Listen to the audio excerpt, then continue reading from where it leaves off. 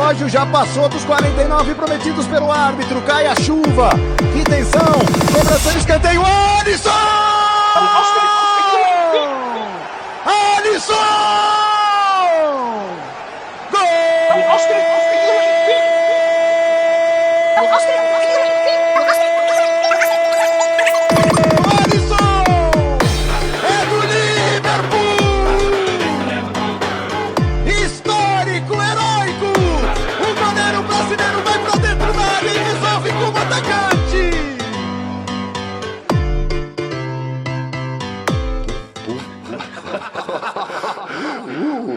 And good evening, everybody, and welcome to yet another episode of Pass&Move.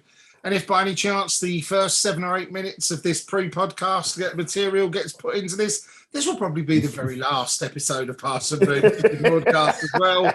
And we will all be facing lawsuits and papers being delivered. Hello, the Prince Royal, this particular moment. I'm the Moose. Welcome back to me. And it's welcome back to Keith up in Liverpool. How are you, Keith? Are you lads? You okay? How are we? Matt, I've got producer Matt at the helm. How are you, Matt? Hello, I'm good. Did you enjoy your hosting experience last week? Nope.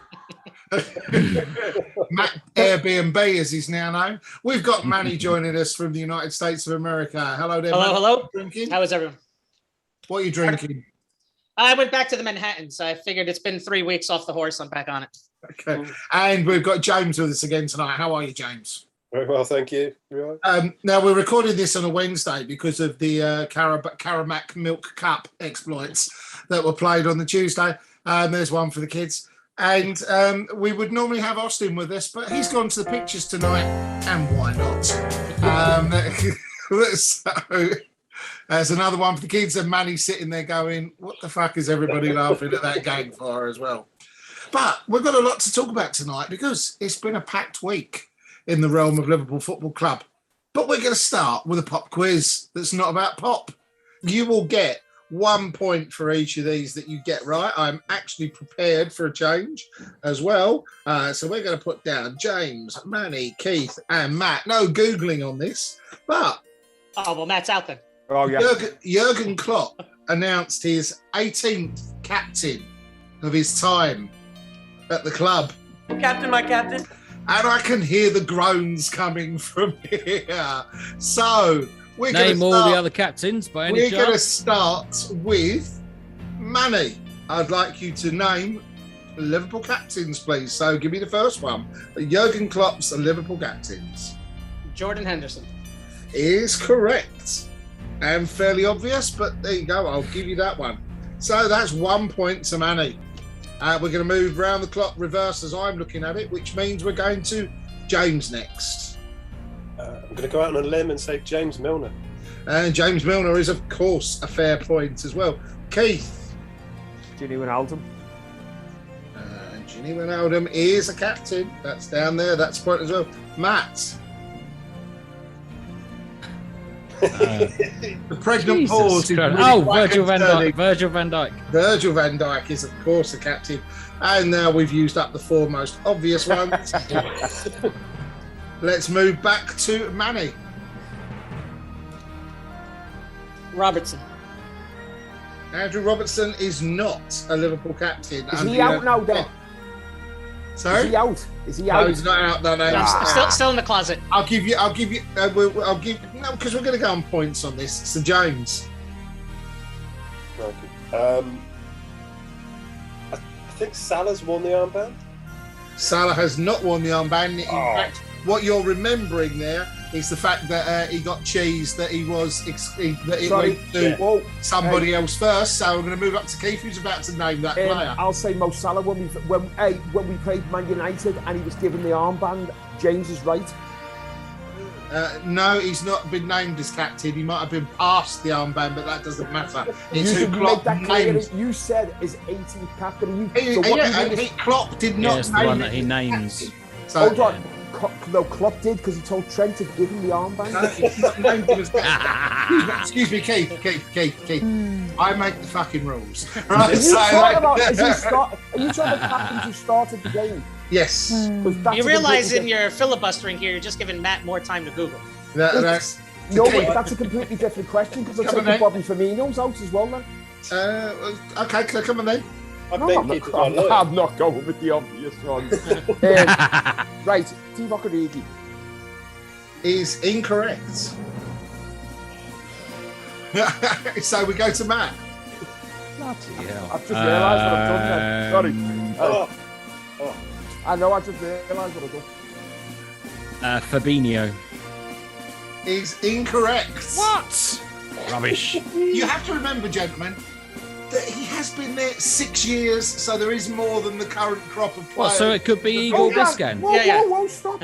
Stop giving them clues. All right. Manny Adam Lallana. Oh, you bastard. is incorrect. What? Oh my God, the fix is in.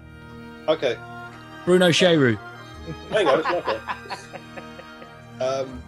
Dejan Lovren. Is correct, Joe. Oh, well Yes, done. that's a shout. We go back on to Keith. Joe Gomez. Is correct, and who was You know the what? 18th That's captain last night of because I thought Origi would have been the captain last night. It took me ages to work out it was Gomez. That's what was in my head then. Yeah. Matt. Joe Gomez. Funny, we just Keith said that as little as 7 seconds ago. So there you go. That's a bit professional. That counts. That's an answer. Sorry. So move on. Back to Manny. Yeah, I didn't think Austin was on the pod this week. You realise Austin is somewhere sat there going, Nathan, lads, name Nathan. Mason. Matip.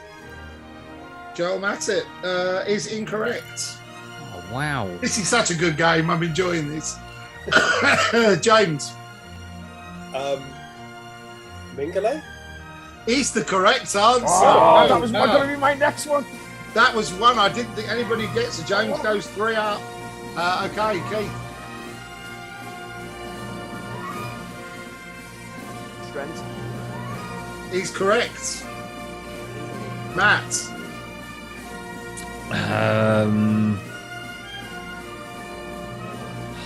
It's going to be someone from ages ago, isn't it? Oh, what about? Was he there? How long ago? 6 years, wasn't it? Yeah. What? Lucas. Is correct. Well done. Well, in that. Nice. Back to Manny. Allison. Is incorrect. Fuck me. James. Coutinho? Is the correct answer. Blimey. He smells a Google machine there. Keith. It's just my after show. Bobby Firmino. Is the correct answer. Well done. Cool. So the current scores at the moment are James is on 4, Manny is on 1, Keith is on 4, and Matt is on 2. So Matt, back to you. It's the turkey farmer guy, Joe Allen. Is correct. I'm going way back. Manny.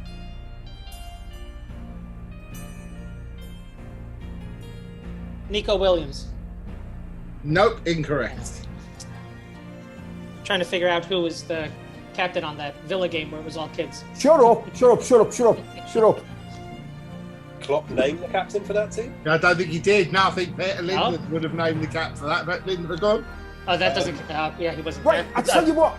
Stop All all these ganging damn up on me. loopholes. So it's me now, isn't it? James, it's back to you. Have a look at your phone again, mate. Looking right in You the do know eye. you're on video. You Right know in the you're on eye. video. Emre Can. He's the one I thought nobody would get. Oh, Well That's done. a shout. I am smashing this. Keith Curtis Jones is incorrect, I'm afraid. in the FA Cup side. It's incorrect, I'm In afraid. the FA Matt, Cup side. Hold on, stop. In the FA Cup side. Compton incorrect. captain. That's not. It's not. Not this. Matt Christian Benteke. is the very first captain under Jurgen Klopp. Wow. Yes! That is, no, that's Google. No, it wasn't. Manny, back to you. There are 4 left to get, gentlemen. It's really possible. And I'll give you a clue. I don't need a clue. I'm just Drawing All blanks. 4 of them are defenders. Sorry, again, can we just go back to mine? Are you ready? And I don't care, I've Googled it. On 5th of February 2020, Jones became Liverpool's youngest ever captain at 19 years, but he captained them in a 1-0 victory over Shrewsbury. And Jurgen Klopp was out of the country with the team playing in the Club World bullshit. Cup. This is a bullshit quiz, this. Thank you very much. This is a bullshit quiz. Nat Phillips. This is a bullshit quiz, this. I'll refer That's you brilliant. to my previous answer that he didn't name him as captain. Oh, So there you I'm go. not having this. I'm Nat not having Phillips. this. That's No, amazing. incorrect. Back to James. Nat, did you say correct? Incorrect, not Nat Phillips. Incorrect. Jesus Christ. Literally run out of players. Oh my god. 2 of these. If you get 2 of them, okay. 2 of them are central. It's just defenders, yeah? Yeah, 2 of them are central defenders. And 2 of them are fullbacks. Yeah, I know one of them. I think. Okay. Williams? No, incorrect. Move on to Keith. I'm trying to think. Who's the player that I am going to give another clue because it's only a fun game. I went down pub, Oh, no clues. Wait. drank 10 yeah, pints. Well, sorry, what was that? I went down pub, Nothing. drank 10 pints, finished the rhyme. What was the put? What was the rhyme? I went down pub, drank 10 pints. Boy, did I get plastered.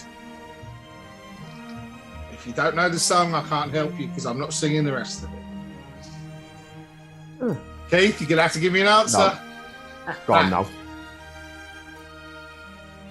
Is it my go? Yeah, back up to that. Olo, olo, olo. Colo Toure is the correct Colo, one. Colo Toure. Sorry, Gary would have been talking. Manny Martin Skirtle. is the correct answer. No, what? I didn't think Skate was there. That's why I didn't go for it. Yeah. 2 left, 2 fullbacks left.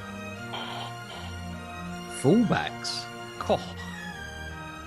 Oh, Klein. Sorry? Nathaniel Klein. No. Nope. Oh, I know. Keith. It's about the only one left. The king of Instagram. You're thinking of the wrong one, aren't you? No, the king of Instagram is one of them. It can't be that shit, Edmund. It's not Mad Albie, is I it? wouldn't do that No. to you, and I don't think Klopp would do I'm gonna that to say. you. When you said that, I thought- Matt, you could actually steal this at the moment. Go. Is it my go? Yeah, no. It's Well, Manny. there's only one left there's then. 2 left. There's It's 2 left. the. There's 2. Yeah. I don't know who the king of Instagram is, but I know the other one is the Spanish guy, Enrique. Who is the king of Yeah. Instagram as well? Jose Oh, is he? Enrique is correct answer. So we have 1 left. Captain. Yeah. Would you like a clue? Would you like a further clue? He's My turn. allegedly. There's a similarity as to the reason why I stopped doing the podcast in its previous incarnation. Matty. Doesn't help at all. There's one for the lawyers. I did the fullback hook up with Fullback. as well. One of our own. Fullback. One of our own. Oh, it's. Come on! It's not your turn. Go on. I know it's who. Manny. It's Manny. It's not Oh, what's his Manny name? now. Oh, I know Before who you it get is. this, Yes. before you get this, John Flanagan. it's the correct Yes. answer. It was the lawyer thing. I went Yes, down I pub. get the connect. I get that connection. Why didn't you give me that clue? So the final scores were: James finished on 5, Manny finished on 3, Keith finished on 4, 5. and Matt finished on 6. Yay! Thank you, boys. I just like the record to show after Henderson, I got them all wrong until my last 2 guesses. Thank you. Jesus Christ. Okay, gentlemen, that was a bit of fun to start the week, wasn't it, as well? So it's been a long week. And it seems a lot longer than a week ago when we had another rip-roaring night at Anfield and we put our old foes to bed once more in... if you're going to start the Champions League, you might as well start it with a barnstormer, lads, haven't you? Liverpool 3, AC Milan 2. Liverpool had 23 shots in the game, of which 8 were on target. Enjoyed 62% possession. Made 545 passes and had a pass accuracy of 86%. I've taken all Manny's stats for the evening there as well. It was, let's reflect on it, a magnificent game of football. We'll start with Keith. Yeah, it was fantastic. Proper old school European nights. This is, at the beginning of this, I was saying this a few weeks ago, young people were calling it the group of death. I thought it was brilliant, the group. And that's what you want to be in the European Cup for nights like that. I was just absolutely pig sick. I never went. That was the only thing.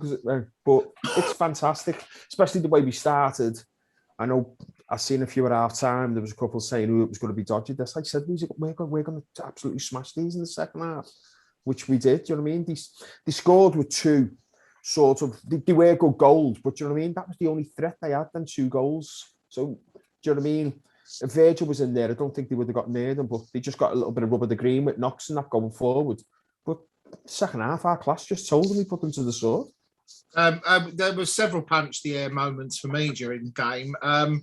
I love the fact, and it's something James and I have spoken about many times over the years as well, but busting the myth of the wonderment of Italian football, James, and it was a bit like, Jesus Christ, they move that ball fast. What's going on here? They're all running. They're not walking around. They're not strolling around like pensioners. What's going on here? I don't understand. The ball's moving. It's gone from one side to the other. What the fuck is going on here? James, it was incredible. So I love watching Italian football being ridiculed. And I just, it was a joy, wasn't it, mate? I know, they nearly dropped their pasta. They were moving that ball so fast. It was... obviously, I succumbed to my normal frustrations and started to moan when we scored 1 and then did our typical passy, no scoring. And then they put us to the sword. But then second half, everyone was proven right and I was wrong because we just crushed them. So it was great. They didn't get out of their half in the second half at all. By the looks of it, it was as backs to the wall as you could imagine. Manny, I presume you enjoyed it. Yeah, we fell asleep for a few minutes in defense, and that kind of gave them 2 quick goals. I actually had to go pick up my kids at that very moment. So I'm leaving 1-0 up, and we're smashing them. I come back, and we're down 2-1. I'm like, what the hell happened in the 5 minutes it took me to pick up my kids? But to James's point, Klopp afterwards was saying, yeah, after that first goal, they started overplaying the game, right? They started getting too cute and they just needed to refocus. And I assume that's what the halftime talk was about, because in the second half, we were just worlds apart. And by the end of the match, they looked dead. The forward who they subbed off was walking off the pitch with his eyes closed, like he was falling asleep, right? We completely dominated that second half. I don't think it was ever in doubt. They snatched a couple away from us, and the scoreline flatters them a bit. We dominated 85 minutes of the game. I don't know why you sort of make that sound like it was a contest. They had that little 5-minute spell. Let's give them credit. They still got some good players, but for 85 minutes, we absolutely played them off the park. Yeah. How many shots would you say they had on target? I don't know. 7 shots, 4 on target. 4 on target. They made 225 less passes than Liverpool in the game, which is a phenomenal difference in the statistic. And then we have the ball a lot anyway. But this is Italian football. They're used to having the ball. They're not used to the other team having the ball, let alone the other team having the ball and having it fast.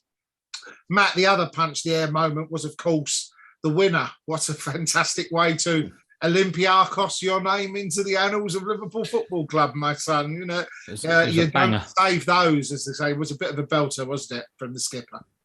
It was a cracking shot. It was reminiscent of like Jamie Redknapp always used. Like Jamie Redknapp was like, I always thought he was fairly average, but when he struck a ball, it just like glided off the surface and just hammered in. And that's what it was like.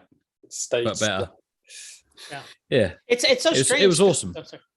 I was going to say, it's so strange because Henderson seems to have that in his locker, yet never does it. He had that wonder strike against Chelsea. He had this one the other night. And then you just feel like there's so many opportunities he has to score, but he's always looking to provide for somebody else. And you think sometimes he should just take the shot and you never know what's going to happen. I think the crowd was telling them that, because every time we got the ball for the next 20 minutes, everyone was just screaming, shoot. Well, it's been a weekend for those flying in from distance, isn't it, as well? A magnificent game of football. I mean, you look at the reviews afterwards. They're listening to Maldini, who said that was some really lovely things that Maldini said actually after the game, that was the biggest experience and lesson that he's seen a team learn in 90 minutes of football. He said that there were bits in the Italian press that there was a gulf on the night. He was very careful to use that word, but there was a gulf on the night, that playing in that atmosphere is something that they won't have experienced and they should all benefit from as well. It comes back to keep what we said. You put that crowd back in that stadium and we're a very, very different football club.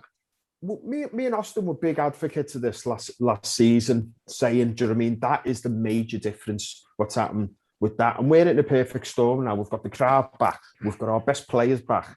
Our best players playing in their position. And that team is an improved team from the team that went undefeated for nearly 2 years. Upset, take away that mad season, and that team is stronger than what it was then. Yeah. Do you know what I mean? Despite what Gary Neville and Rio Ferdinand might tell you to the contrary. Let them all keep writing us off. Every time we was actually saying in one of our private chats, but keep writing us off. When we streets by Christmas, maybe they might start giving us begrudgingly a bit of credit then. Right. Probably tell us that it's another crap league, like last time we won it, and it was a bit of a poor league. Right. Well, looking at the other results in the group, it did us a favour. Atletico and Porto scraping a draw in a pretty ill-tempered and poor affair. I watched most of that game. I did say I have one problem when you can't get to the match, because then you've got other concerns afterwards anyway. But there's one problem watching that game of that magnitude and that adrenaline, heart pumping, fist rousing, leaping up and down, going, how the fuck do you get to sleep afterwards? I was awake till about 3 o'clock, which is why I watched the Atletico and Porto game afterwards. And even that wasn't enough to send me to sleep either as well. Man City's game was quite entertaining as well, to be fair. But I was desperate enough to do anything to send me to sleep after that. But a magnificent. And I agree with you totally, Keith. That's what you want to be in the competition for. You're going to have to play them. And if you've got that sort of level of performance rather than...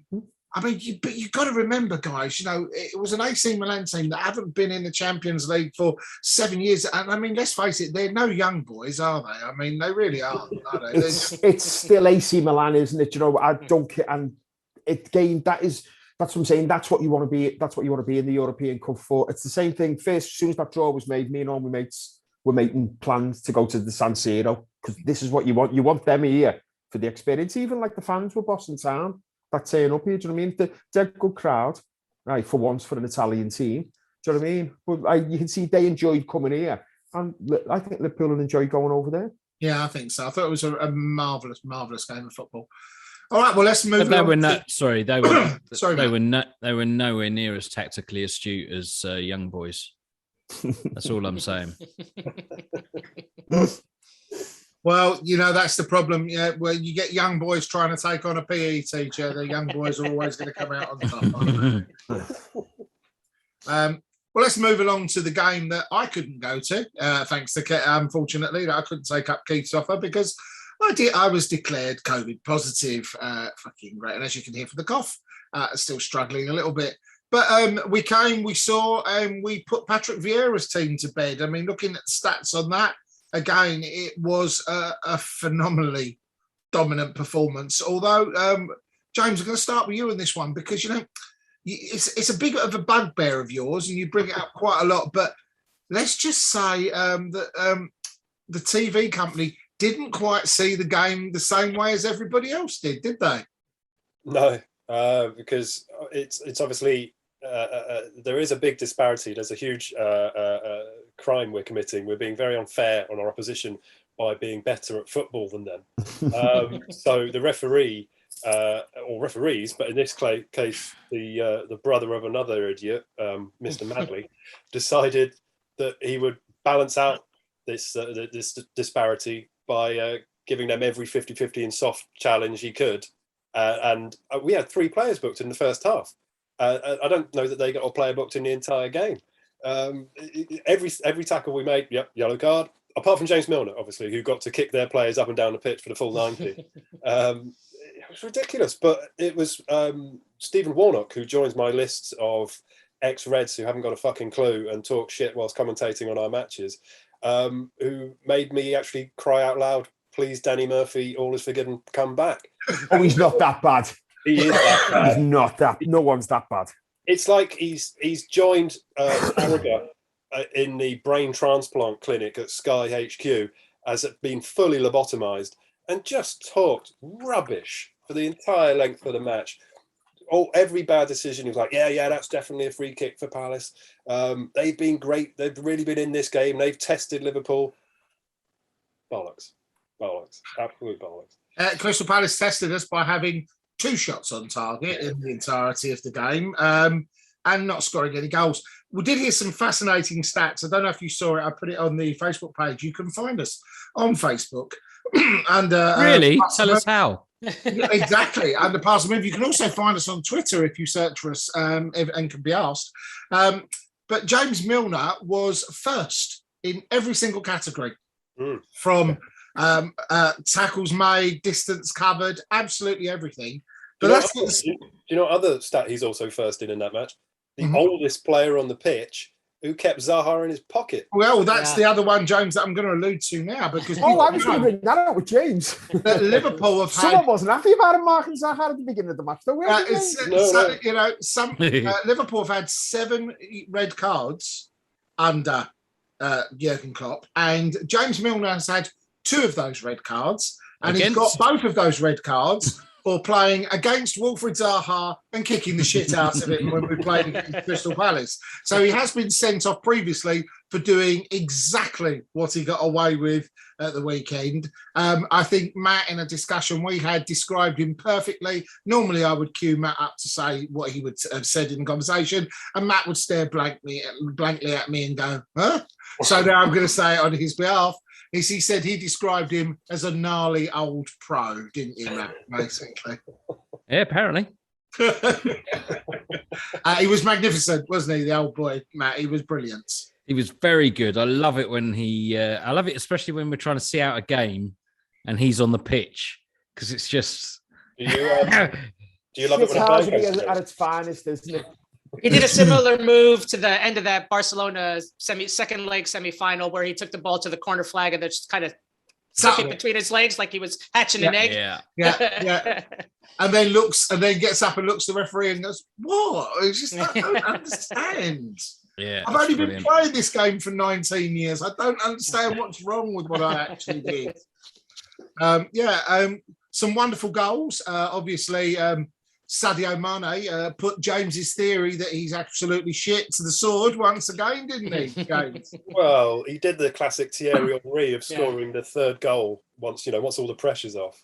No, he scored first. No, he scored first. Sorry, am I thinking of the wrong game again? You are indeed, yeah. James, you've got my curse now. Where you spend the whole match telling people how much shit someone is, and then they go and score and make you look like an asshole. My curse is passed on to you. We have won 3 matches 3-0 in a week, so it's hard to keep up with them. Yeah. Obviously, Salah put away the second. And then, talking of wonder strikes from distance, followed by a complete lack of how to celebrate, Naby lad smashed one in from the edge of the box and looked as bemused as the rest of us did, I think, really. That was a good celebration. That was a quality celebration, that was. He totally meant that. He wasn't bemused at all. He was just like, see? Somewhat. I do that every day. In training. Can I just go back to the Salah one as well? We talked about, as usual, the way the press go on about us. Did you see some of the snide comments, Salah, the way he celebrated? It's only against Crystal Palace. It was only 2-0. And you're like, not what he's just mentioned. He's just went into the top 10 scorers for Liverpool FC in 4 seasons. And you're like, you idiots, just because he knows actually the history of the club and the stats. Not one. They did mention that on. They mentioned that on Sky. And what, the 6th, 5th fastest to 100? Maybe 2 days later, but on that on the actual game. They mentioned it on Sky on a Saturday afternoon kickoff. I don't think they did. Not Sky. On a Saturday afternoon kickoff. Sorry, I was watching. It wasn't on TV. Well, you say that. He went into the top 10, but like you've seen in the paper, like snidey comments of people. It was Gary Breen who mentioned it on as I was walking past this screen. As you were walking past Gary Breen's house. Yeah. Gary Breen commented. And you overheard it through his open living room window. Exactly that. Imagine my surprise. I tell you what, they're all too busy congratulating themselves about Chelsea to spend any time focusing on us. Well, we're going to come on to that in the very last section because we're still in the amazing review because Chelsea are one of the things I would like to talk about a little later as well. Well, we're not going to. Let's move on to the Luis Suarez tribute party that happened in the Paramount Cup last night. The most entertainment I got. Isn't it amazing how spoilt you can get so quickly? That we're 3-0 up. We're playing our third 11. We've brought the Bring a Kid to Work Day team as well and put them out for the evening as well. We're 3-0 up, and the most enjoyment I got out of it was listening to the away end taunting Norwich by singing Luis Suarez songs. Right, which then, considering the genetic lineage of the people in Norwich, making them twitch is a pretty hard thing to do. But I'm pretty sure there were some nervous tics going on throughout that crowd whenever the just can't get enough started ringing round the stadium as well. Whoever started that gets a serious round of applause from me because that's comedy of the highest order, and you can only do that when you're 3-0 up and taking the piss of a team that are destined to finish probably without a win. Oh, they haven't played Everton yet, to be fair. Destined to finish the weekend with they play very little points, and you have a manager that I can't quite do the accent, but I do like the fact that Daniel Farke speaks ever more quickly whenever he realises he's in trouble and his job is at risk and he's got not much to say. Let's get all the excuses into one breath as much as possible. He does. I also like that he refers to the things he'd like to speak about as topics.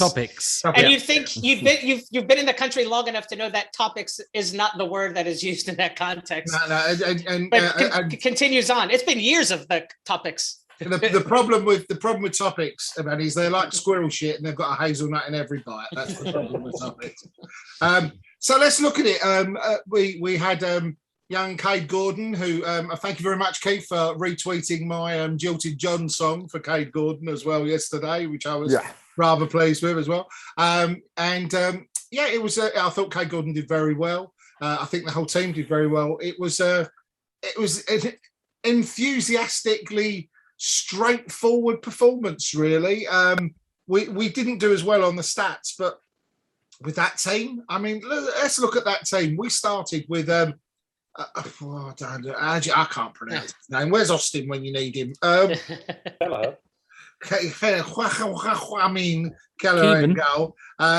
It's Quavine, isn't it? Conor Bradley, Kanate, who, let's be honest, is a proper unit, Keith, isn't And I was going to say, with the keeper, of course, there's not a single V in the sentence in his name. So clearly you pronounce it with a V. Quavine, that's it. Yeah, you're missing the one overriding problem with the analogy that it's Irish, Manny. So there you go. So Keith, I mean, looking at that back four, how do you think they all did? And let's start with the unit, Kanate. Oh, yeah. There was like a couple of moments in it where you can just see like players trying to bully him off the ball. He just doesn't move at all, does he? And I think we're doing the right thing as well by just easing him in because you can. I don't think he's got that presence yet, which his size should. What's it called? And even Gomez seemed the more dominant one on the night. But just you see little flashes of him and you think he is going to be a player, isn't he? Yeah. Do you know what I mean? I think we'll make one out of him. Do you know what I mean? But just sometimes when you see his strength in holding off players when there's high balls coming in. No. Well, I'm going to a little word of congratulations from me because I thought for 2 games in a week, I thought Joe Gomez was fantastic in both of his performances as well. Really, really good. Lovely to see him back and in full flow. It's proper competition at there, considering we've gone from what we were last year to probably our best centre-back last year now being 5th choice. On that subject, 2 of our best centre-backs last year. Did anybody catch the warming up chat between Kabak and Phillips on the touchline watching the game yesterday? No, I was Kabak on the bench for them. They were both warming up together. So we could have the song. there's a fantastic. I was a little disappointed the way I didn't sing the Kabak song. I mean, that song has to be sung once, please. That's why I thought he would have came on at least. But there was a lovely picture of them both sort of stretching, Keith, and arm on each other's shoulder from like having a little chat about, and they're probably both thinking, yeah, these bastards wouldn't be in the Champions League if it wasn't for us. Did you get your bonus? I didn't get mine. Well, at least you've got fucking contracts. Yeah, you fucking right.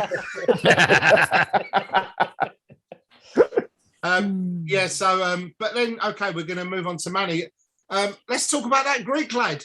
My God, he can cross the ball, can't he? Oh my God. It kind of makes you forget that Robbo even plays in the side with his ability to cross the ball. I mean, it's deadly. His corners are fantastic. His crosses are great.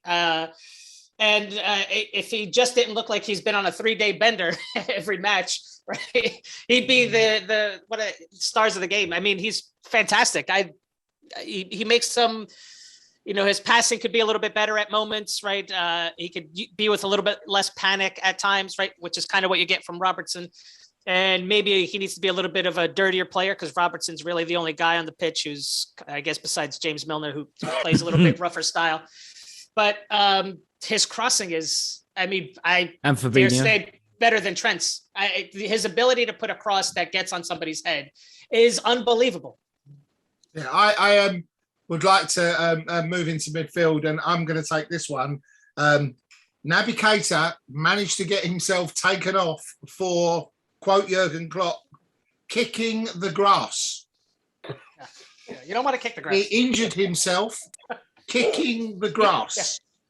Yes. These new boots, they have very little padding on the top now, right? And that grass. The grass is strong, we're in Norwich, man. for crying out loud. We're in Norwich. Seriously, is anyone surprised Naby Keita got injured by the grass? Yeah. As Bill Murray said, that's a cross. As Bill Murray said, that's a cross of not Northern California, Sensimilla, and Kentucky bluegrass. James, Curtis had a great night, didn't he? See, what you've done there is you've picked the one player that I couldn't have told you was actually on the pitch. I thought he had a very impressive night, Curtis. Were you watching? Yeah. I was only half watching, to be honest. It was fabulous. I thought he was great. I thought he had a really strong game last night. Yeah, I did as well. I thought he was very good last night. I'll give you the one who didn't set the game alight. Ox, I thought had a very it wasn't. Well, I thought, considering with the team with no strength of depth, I thought that was really what we've been waiting for. For the last few years, when these cup competitions play your second string, and let's hope they have a game where they really push the claim for the first team place, or even on the bench. I think he's a player who's really driven by the others on the pitch around him. Around a really good team, he's a really good player, and around a very poor team, he becomes a lot worse. There's been no evidence of that, though. I mean, I thought that team played really well last night, so he should have been standing out. It was one of them nights, I think, things he was trying just weren't coming off, which hopefully there were a couple of times. There were a couple of times where he got sold short a couple of passes, and it looked like it was his fault receiving it. Keita was responsible for 2 or 3 of those. And all I would say, I made the comment in the Facebook thread that he recovered the possession.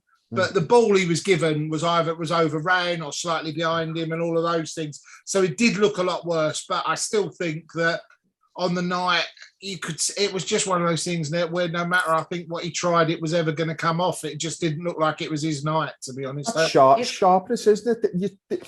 It's hard to come into what they always say, isn't it? It's hard to come into the game like that when you haven't played and you've got to perform. Lucky enough last night, I thought most of them do. Wasn't the worst game I've seen someone play Oxlade, but I think there was quite a few players who played better than him on the night.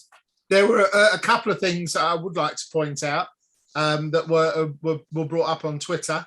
One was the look on Naby Keita's face when a Norwich player, in frustration, booted the ball into the crowd, and apparently Keita just stared at him like, "What the fuck is that?" Like he'd scored the goal.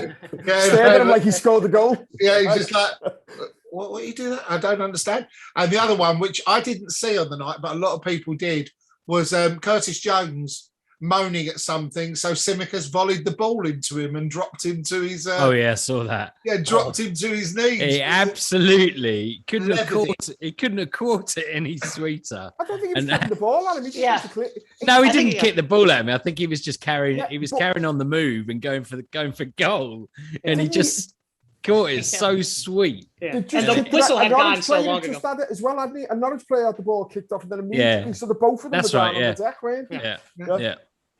I say, That's let's move into the front line. We'll start with Matt. Minamino came alive. Yeah, man. Who knew he was a good player? Oh yeah, wait. Jurgen Klopp did. Yeah. It turns out he's really good. Who'd have thought it? Imagine us buying a good player. I mean, that's never happened before, is it? He is, again, a comment from last night I was quite pleased with, that he can be annoyingly pristine, like a well-kept garden. It's just, It's all that feng he shui, strikes isn't me it? as Lallana light.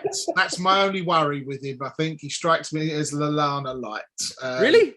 Yeah, I just... Is there a Lallana light? Can you get lighter than a Lallana? Yeah, You can't get any lighter than a light. That's like Lallana's like a quaver, and they're the lightest of crisps. Yeah, and I haven't seen a Cruyff turn from Minamino, so there's no there's been no comparison to Cruyff Lallana. turns.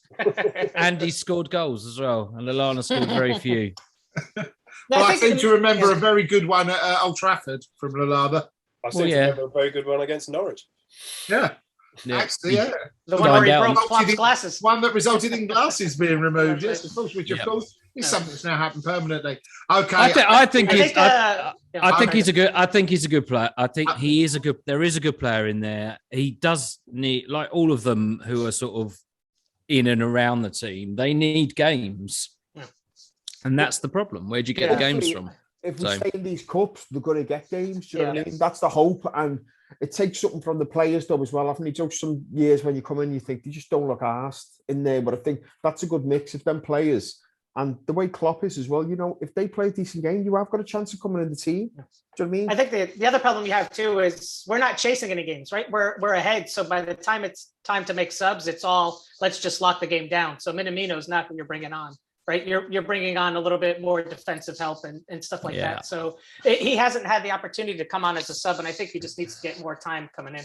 I'm very pleased to see Tyler Morton come on for He Who Kicketh the Grass. I thought he played exceptionally well, really, didn't he?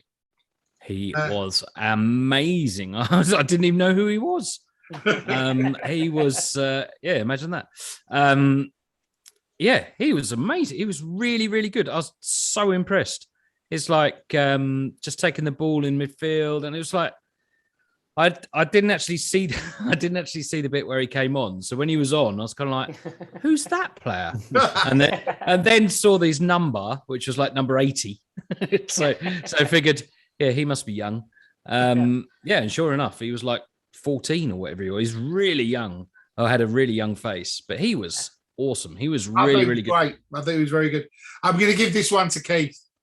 Well, mate. Let's worship once more at the man who, just when you thought he was out, he pulled himself back in. You can't kill Divock, can you? Yeah, you can't. No. He's like a horse's head in your bed. Dead and buried. He's gone from not even making the bench 2 weeks ago to leading the line, isn't he? He was Divock Messi the other day, lifting the ball over the back line for Salah to run onto, and pretty non-existent for most of that game. And then, whoosh, up he pops, Keith, with a fantastic header. I mean, it was a great header, wasn't it? Great cross and great header. Perfect cross. And then he just finished it, right? And But again, if you remember that guy who took he tried to beat the keeper he's one-on-one with the keeper and tries to beat him from near the halfway line. Now this guy who is playing a very polished game. His ability to hold the ball is fantastic. I think he's a little too slow to play in the style that Klopp wants to play. He's not really chasing people in a pressing kind of system. He doesn't really do the trick, but towards an end of a game when you want to hold the ball up, you want to waste a bit of time, and you want some size up front, he's the perfect fit. You're saying that, Manny. Klopp's reason for playing him against AC Milan was for the speed. Yep. That's what Klopp said. He said, he goes, I wanted a fast player up front. That's why Divock was picked over everyone else. So you're about to say, must be. I wanted a fat player. There might be, I don't know, his first language is German. There might be something lost in that translation.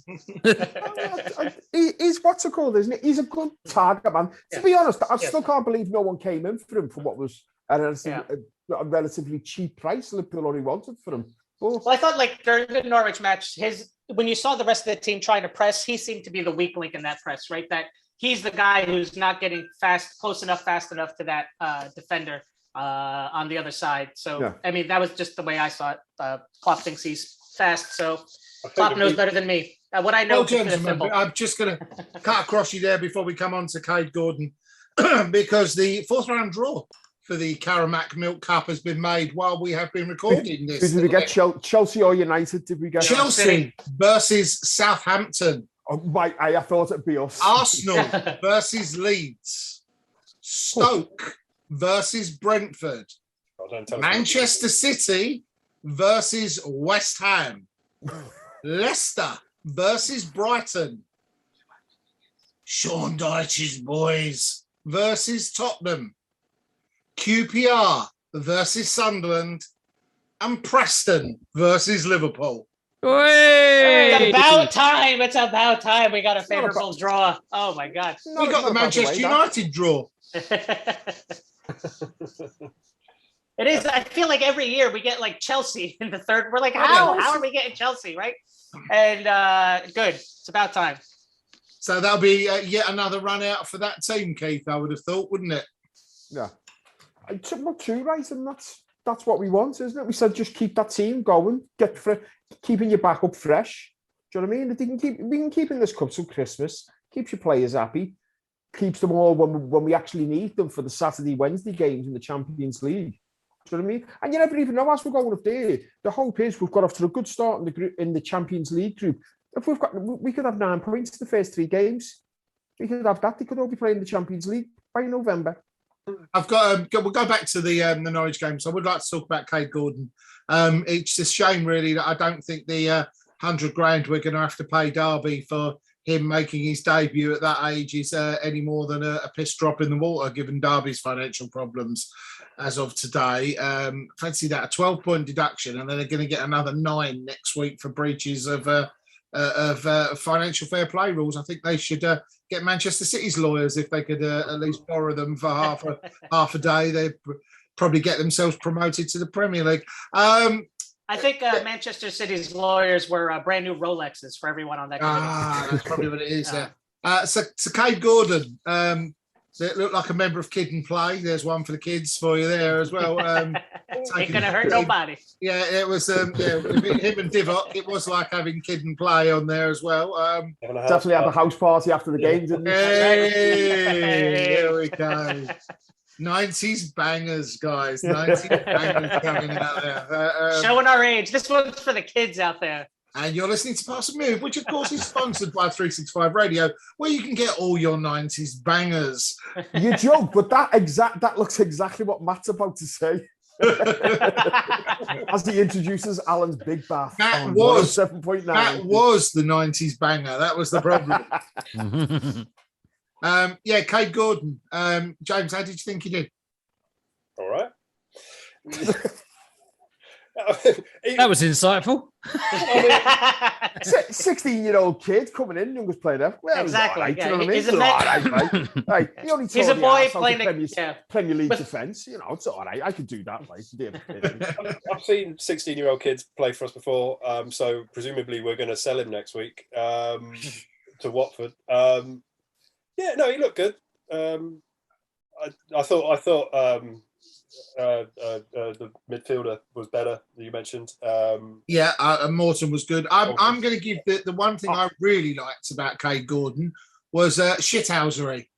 Yeah. There were a couple of bits very close to the touchline where the fullback was trying to give him some, and he put one of them into the stands, which I really liked. There was a fantastic elbow when he went to pick up the ball to pass the ball on for a throw in. There was a terrific elbow into the sternum of one of the Norwich players, and I thought good on you, Sam. They've obviously thought you are not doing to me what you tried to do to Harvey Elliott when he came onto the pitch. Oh no, I'm sorry to say as well. I don't know how James is downplaying that. I thought it was I thought he had a fantastic game. If you would have been watching that match from a bit distant and you couldn't zoom in to see how young he actually looked, that could be a player in his 20s playing that. I thought he led the line. Every time he got the ball, he was forward moving. He played one tremendous pass through the defence. For was it Divock to run on to what he should have scored with. I thought he had a great game. I did. I thought stood up well for the size. Say, once he starts bulking up in a couple of years, James is looking back and comparing him to Michael Owen. I think. Well, I'm just thinking. One swallow doesn't make a summer. It makes a hell of a Saturday night. He played well, but right. It's a start as well. He carried on the form that he showed in pre-season. What actually got him the start last night. Yeah. No, I'm not downplaying it. I'm not criticising it. I'm not being negative about it. I just thought it was all right. Are you sure? It's a nice start. You know this is recorded, don't you? Yeah, I'm happy with that. I don't know. I don't want to get too excited about it because I've seen dozens of kids come in and look all right. The player that really impressed me was Kelleher. I thought Kelleher was brilliant, and I think Kelleher puts Adrian out the door. We're done with that now. He's a proper player, Kelleher. Yeah. I really like him. And he's got the complexion of Dove soap as well, hasn't he, Kelleher, to go with it as well. Oh, as Matt put, I think it was Matt who said he was the Milky Bar kid in a preview when he was a child, wasn't he, Matt? He's clearly a guy who's enjoyed all those Irish sunny summers with his complexion. Have you not noticed he only plays night games? I don't think he's allowed out in the sun. He's part vampire. I think in a 3 o'clock kickoff, he's going to be playing in a sombrero. Man, he can't be a vampire because he's always taking crosses. Hey. But with Gordon, though, I think to Keith's point. Yeah, to Keith's point about Gordon, he's 16 years old and he didn't seem fazed by the occasion at all. The shithousery of him giving it back just as good as he got it. He has kind of the intangibles that are the things you can't teach somebody, right?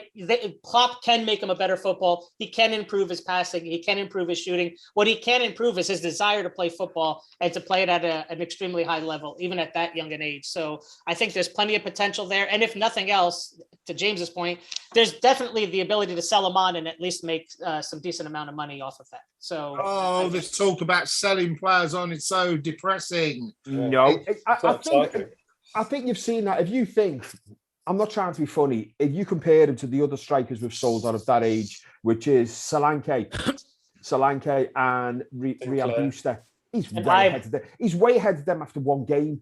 They never excited you looking at them. You thought, well, maybe they won't be a player. Straight away, as soon as you seen him in pre-season, you thought, that's a player. And when you found out the age of him, you're like, Christ. Do you know what I mean? If that's his starting point, he's already way ahead of them players. We're getting 30 million. He's only going to get bigger and faster. Yes. Solanke had won the World Cup before he came to us. For kids. Yeah, for kids, because he was a kid, and so he looked overwhelmed by the situation, right? I think he never had what Gordon seems to have, which is he's got the balls. He thinks he's the man, and you can't give that to somebody. Either you have that confidence or you don't. And if you have that at 16, I'll give you that, Manny. The arrogance, I guess, swagger for the kids. The swagger was cool. If you remember in pre-season, there was one time, and I think he literally took the ball off Mo Salah and shot. And to come in pre-season and do that to Mo Salah, do you know what I mean? You've got to back yourself, which I don't think we use the other two as an example. They always, I'm playing for Liverpool, I best do this, but that kid they are. There's the same sort of still incredibly well structured and well balanced, and a lot of that's been shown in his attitude since recovery. But it's the same swagger that Harvey's got. It's an inner confidence. Yeah, exactly. Yeah. They know how good they are. They know how good they are, and they're at the right place.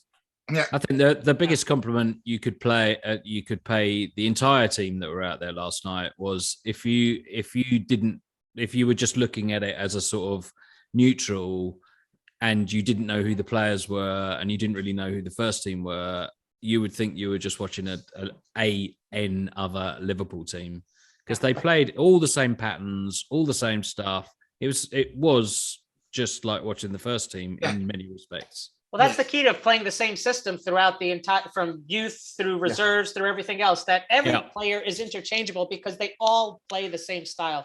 I think the one drawback is if you don't have that chemistry, right? So essentially we had a starting 11 who's never played together. So there's zero chemistry on the pitch. So there's the tactics and there's the formation and there's how we play as a team. But what was lacking is that chemistry of just knowing where someone's going to be and how someone was going to move. And I think actually that kind of ties into why Ox was so poor, was there's no one on the pitch there's any chemistry with. So I thought he made tremendously poor passes a lot of the time where you're like, this is directly to a Norwich player. And I think you just don't have that chemistry of someone else you've played with and you know what their next move is going to be, right? So you have an idea in your head, the other person has a separate idea, and you kind of diverge. Well, you think you're thinking he's playing passes for what you're saying is, you think he's playing passes for Mane and Salah, and they're not there. Exactly. So he knows what kind of runs they make. He's the guy he's most likely practicing with during the week, right? And so he's like, this is the type of run they're going to make. I'm going to make that pass.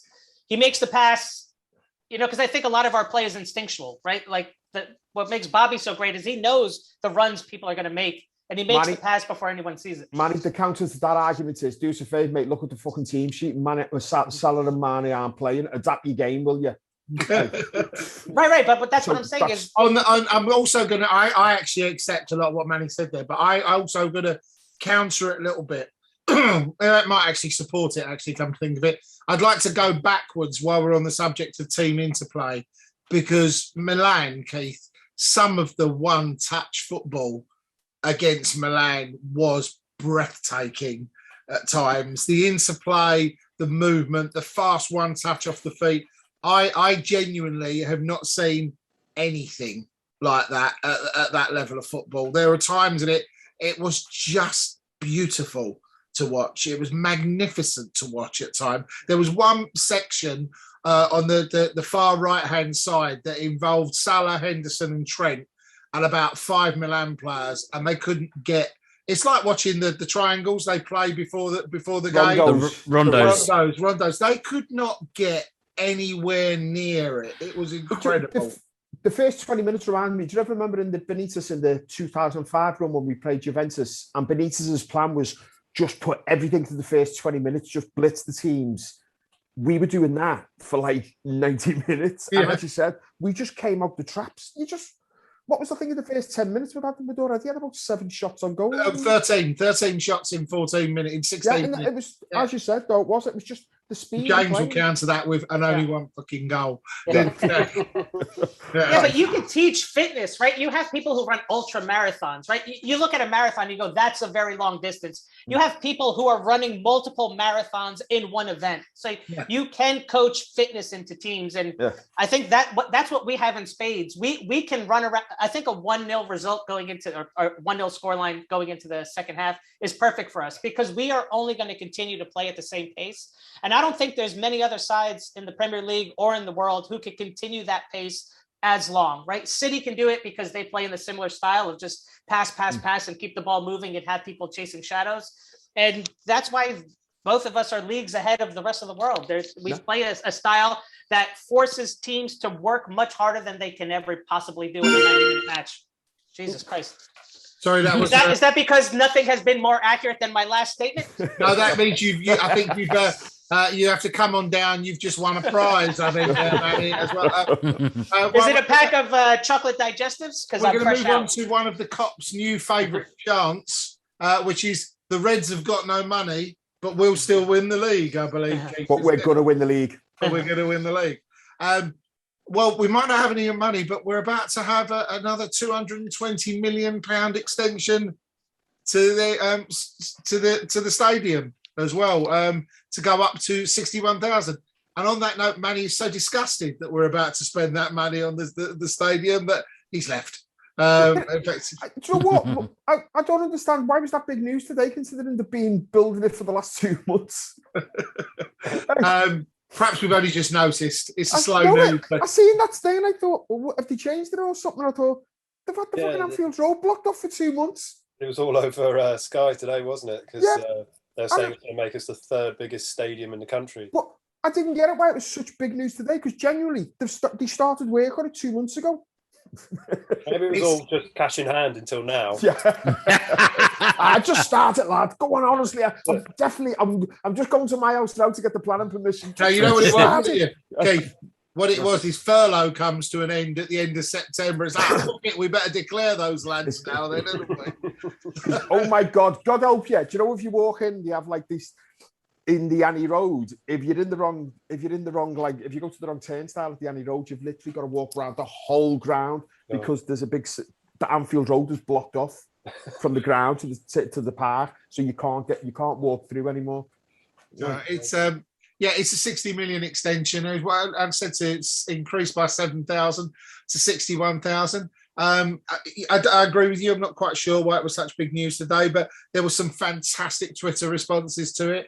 You know, there was the great more seats for prawn sandwich eating blurts that don't go to the game on a regular basis, which will pump even more money into FSG's pockets. FSG You know out. what? I thought, well, there you go. You can't even acknowledge them Blair to it all. I see a little bit of that, and you've just got to mute them, do you know? It's straight away Liverpool, they're extending 10,000 more fans in, buy some players. Oh, fuck off. Do you know, it seems to be the end, buy some players, fuck off. It's just incredible. The fact that as we've always said, social media gives blurts a voice is bad enough. The fact they can actually type is even more worrying, I find, most of the time as well. James, it's going to be an interesting thing. The stadium, it's an imposing edifice now, far more than I ever remember it being. It's going to be unrecognisable soon, isn't it? Oh, it looks incredible. It's such an... I'm not talking down Anfield, but it looks so much better. It was always a little bit disappointing going to the ground before. Do you know what? Yeah, isn't it amazing what happens when the club and the council stop blocking all the new developments and actually put some work in instead of just land banking the land?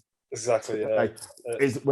Who'd have thought that? That's a whole other show how you can let an area fall into disrepair just so you can claim the land. But we'll let that slide. Who'd have thought that there would have been 15 years? Keith, who'd have thought that there'd have been dodgy shenanigans going on with Liverpool City Council? Yeah. Speaking as a man who personally got wangled out of an house for it. He's running the council from his prison cell. Is that we haven't had a Chippy Tits mentioned this season. He's got to get in there somewhere. Been going on 20 years, but you know what? That's by the by. They've already done it. What they're actually doing around here it really is. I think when the hotel and all that next door to it is finished, it'll look fabulous. But it's the facilities. I think I said to you now, do you know where the new stands coming in? Where if you see the facilities to what they were, where I sit in the Kemlin, Christ, it's like the proper 70s, concourse and that. When you go into the new main stand, where it's big open American style concourses, different styles of restaurants, they have like buskers playing around. You've actually got places to stop, to stand with your mates and have a pint. Not everyone's like this, which that's the basis what the new Anfield Road's going to come on. So more power to them. It makes it better for us fans going the game. I'm all for it. The one thing I noticed in the few times that I visited Anfield is just how little of the commercialization and marketization you're making of the people who are there. So you go to like an American stadium for whatever event, and there's just food and drink. And the options, like the whole exterior is just options, right? It's this place to get food, that place to get food, this place to get drinks, that place to get drinks. And so you're missing this opportunity to get that kind of cash influx. I'm staggered that Manny's telling us that Americans have food options. Sorry, Manny, do you know why we're not stupid enough to get ripped off? How much were you telling me you paid at a baseball game for a can of Blue Moon lager, which is 99 pence an open bargain? How much did you pay? I'm trying to think. What did I pay? $14? $15? But that was a 24-ounce can. That was a 24-ounce can. Hold on. The can showed that's me a bargain then. Keith, your microphone's gone. That's how much it costs to fight communism in this country. Please, boys. But then, of course, the difference is all those American sports take like 7 to 9 hours to... of course. In baseball, in American sports, they actually have to have a cutoff because the game is so long, they have to draw a point at which they no longer can serve you alcohol. Right, because everyone's died. Yeah. I've been to many a Yankee game where I should not have been going home. I should have just slept at the stadium. I think it's fantastic news. I think it will elevate the club even higher. The renovations put it at what, 61,000? What's 61,000? And then that still leaves the Cop. Fourth right? That still leaves 2 more sides to expand, right? So you think we could potentially end up in United? I don't think they can't do the Cop, can they? No, you can't for lots of reasons. Oh, because of the what it backs up to. Yeah. Oh. Yeah, and also I think it would be suicide if someone ever said they were redeveloping the Cop. To be honest, at the moment, so well, listen, I think the one thing that FSG have shown, right, because they bought the Boston Red Sox and they play in one of the oldest baseball stadiums ever. And they didn't go the new stadium route, right? They took the existing facilities and improved them. And so if there's one set of owners who can take the Cop and keep its spirit and everything else intact while at the same time making it better, that's the group to do it. It's so old, it's nearly 50 years old. It's one of the most ancient buildings in America. Okay, I've got a question for you. When we're talking things that happen in the game and things that happen in and around the game, but I'm going to go back to Sesame Street now. What did we learn from football this weekend? That it's sunny days. You can dive for 3 penalties and not get booked for simulation. We learned, children, that the letter C comes before the letter L. And when you've got 2 teams with exactly identical records for the season, exactly identical in every single game, that in some idiot's eyes, starting your club with the letter C is the reason why they take the number 1 slot in the table. Well, what else are they meant to do? Well, it should go 1-3 for a start. That's the other thing. It should just be 1. There should be no number 2. It doesn't make no sense. It's this whole thing is to come back to James's favourite hobby horse, basically, which is the media's reaction to the all-inspiring, all-conquering, magnificent. They all sweep aside teams, quote Gary Neville, like nobody else in the league is capable of doing. Chelsea versus everybody else. Yeah. So I think listen, Chelsea are playing really good football, right?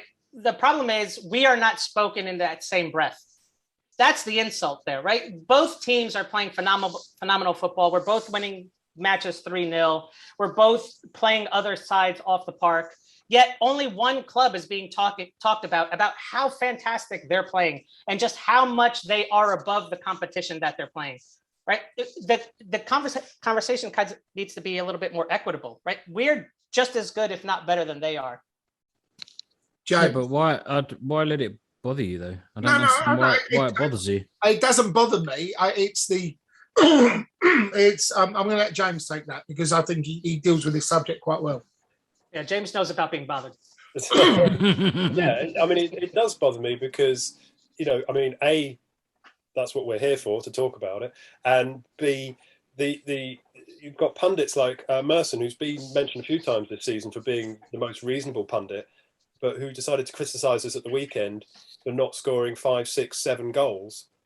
But you don't get any extra points for that, so it doesn't matter that we're not doing that. We're just dispatching teams ruthlessly and efficiently, and then. The key was Shearer, the BBC's chief football analyst, posting an article this week, which was all about Chelsea being top of the league. Chelsea are top of the league. Chelsea are the best. Chelsea are number 1. No one's going to catch Chelsea. And in the very last paragraph of this entire article, you wrote, "Oh, and Liverpool are looking all right as well." I think we're joint top of the league. Yeah, but it's a respect thing. It's respect, right? We're not getting the respect we're due for the kind of football we're playing. That's the insult. You're taking insult from people whose very job it is to generate clicks and traffic to their websites and whatever, so that they actually make money. Who better than to poke at than Liverpool fans? Because there's millions of them, and they all get uptight about it. Is that his job? Or lots of them do. Or is it? Yeah, of course it is. Or that's a very cynical way of looking at it. I mean, his that's job. I know where you're going, James. Yeah, exactly. I agree with you wholeheartedly. His job is to provide insight and analysis, not to trigger idiots like me to rant on Twitter and Facebook. You know, that the root that's his job, not the sort of cynical way you put it. Yeah, because Matt, you're saying in order to generate clicks, you're excluding the one team who is equally as good as the one team they can't stop talking about, right? The clickbait is telling everyone Man United is better than everybody else, because then you're getting Chelsea fans riled, you're getting Liverpool fans riled. They're particularly picking one side to not crow about, and it's Liverpool. And Liverpool has the same results. I believe we're at the same goal difference, same goals scored, same goals against, It's same record. The records are. I think there's absolutely nothing different, right? So what are we not even in the conversation? I feel like there is no talk about us, right? I haven't heard a single pundit in all the stuff I watch, and I'm watching both the US stuff and the English stuff, and they're not really, they're kind of like, we're kind of like afterthoughts, right? Yeah. Here are the teams that we think are really in it. Oh, don't forget Liverpool, because they got Van Dijk, and Van Dijk is like a signing, right? That's the best they ever say about us. And I keep saying that Chelsea have been, this storming force since Tuchel came in. But as we said last week, we're the team on the longest unbeaten run in the league. You know, it's 15 now unbeaten. Yeah. That deserves more credit than it's being given, frankly. Yeah. And don't forget that Tuchel could have ended up in third had it not been for how he ended the season as well, right? So where's the kudos to us for, overseeing them and taking third place instead of falling fourth? Yeah, I think Tuchel just gets kudos for not being fat. That's it. He's not Lampard, so therefore he must be a genius because he's not British. And I mean, there's also a love affair with German managers in the EPL, right? They love Farke. They loved who was the Huddersfield guy? Why am I drawing a blank on his name? Wagner. Wagner, right? So they love a German manager, and so you get another German manager, and they forget the one who's been there the longest and has been at the dance and has actually proved himself. But Tuchel's the best manager because these pundits apparently, to quote them, have never seen a manager change a game like that with substitutions before. How long have you been watching football? A week? Yeah, I seem to remember, as much as I can't stand him, a certain Portuguese bloke who used to manage Chelsea who was quite good at changing the game with his triple substitutions and revolutionising that. Yeah, but you don't see it that often, I suppose, do you? I mean, you really don't see it. You don't see people bringing on substitutes who score with their very first touch, as happened in the Premier League last week and the week before, and the week before that as well, actually. So they do talk crack trap. Gary Neville's job, obviously, is to poke the bear that is Liverpool. There's him and Rio I'd like to talk about in a second. Gary Neville, as I said, whose job it is to poke the bear, has started mentioning us in dispatches now, which is actually quite concerning, really. We're actually being rated by Gary Neville, which is quite disturbing, I think, really. I mean, it's reached the point where even Gary Neville has to acknowledge that we exist. Yeah, might be in this race. I mean, perhaps it's even reached the point where he's watching Man United and going, "Oh, we are shit." Yeah, because they definitely are. I still think they'll get top four because that's the league, but they're dreadful. So yeah, who knows? Maybe he will actually say something nice about us before the season ends. Well, we're going to move on to the league. Ronaldo didn't get a couple of pens this week, which I thought the league would have given him. So there is hope that the league isn't conspiring against or conspiring for them. I shouldn't say they're not necessarily conspiring against other sides. They're conspiring for them. When you've got the press announcing that Cristiano Ronaldo has passed Angel Di Maria and Sanchez's goal tally for United in just 2 games. Well, that basically means is neither of those two arseholes could hit a cow's arse with a banjo. That's really, what's next? He passes the number of minutes that Steve Bruce has played football for in the last 5 decades. It's just insanity. Ronaldo watch, it turns into. It's now as if you can't watch a game in the Premier League, whether they're taking part in it or not, where you don't have to suffer a mention of Cristiano Ronaldo. Yeah, they're gonna have to amend their slogan on Sky of "It's only life once." So when they're talking about Ronaldo, it's only life once, but we will wank on about it for a full week. It's just all they talk about. I think it's lazy journalism, right? It's the big signing coming back to the club, so this is all we're going to talk about. It's the layup, right there. No one's really doing their job. I feel kind of like the reason why people start crowing about Chelsea is someone mentions them, and then everyone just goes, yes, right? No one's really going, well, let me give you my opinion, and here's how it differs. Everyone just wants to move to the next segment, and they really only have 7 minutes before the commercial, before we could get our thoughts out. Let's all just move along and keep things moving, right? Well, Keith, are you back in the room? Hey, I'm back in the room, but as soon as I'm back, you're talking about Chelsea. I wish my microphone was broken. No, we're moving on. We were waiting for you. I'm going to give you the subject to talk about, which was what broke in the news yesterday of Rio Ferdinand touting Raheem Sterling for Liverpool. Really? He said the way that boy is being treated at Manchester City. Matt has just got up and left in disgust at that particular. So is James, by the looks of it as well. That's right. Yeah. Everyone's leaving. Rio Ferdinand has said yesterday that if he were Liverpool, he would sign. They should sign Raheem Sterling like a shot because of the way that he's been treated at Manchester City over the last 6 months. So he's being treated shabbily by his club. And Liverpool, of all people, are supposed to take sympathy with that, where most Liverpool fans are going, see, mate, what goes around comes around, fuck off and rot in your own misery, what you engineered your move to. Hey, yeah, I've got an envelope with 3 names on it. I've got an envelope with 3 names on it, and the front of the envelope says, too bad, so sad. I want you to guess who's the fucking City player who could go fuck himself. And by the way, with Rio Ferdinand, he could kiss my ass, because last season he kept talking about Liverpool, the defensive woes. They've got to just come to terms with it. They got to fix the problem. United go without Blockhead for a few games, and he's like, well, you miss your star center back, and all of a sudden things start to collapse. Yeah. So you could,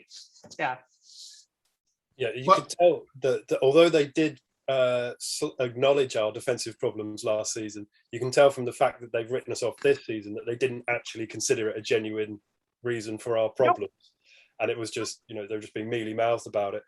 I mean, it's just typical of Rio Ferdinand, the Chocos. But